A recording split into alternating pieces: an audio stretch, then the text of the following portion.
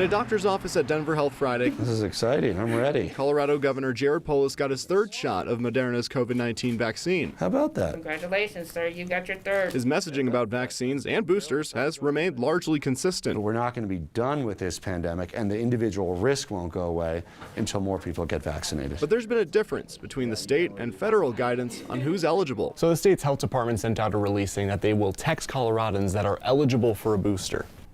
They say it'll go to those 18 and older and 2 months past their initial Johnson & Johnson dose, and those who are 18 and older and at least 6 months past their Pfizer or Moderna doses.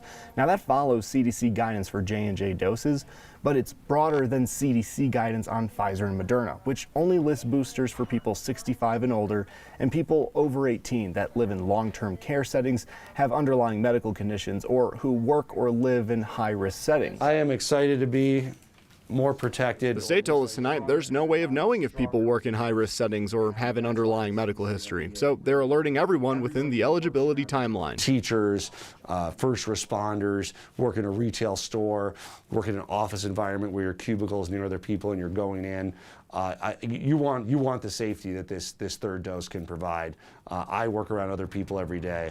Will be relieved to have this level of protection.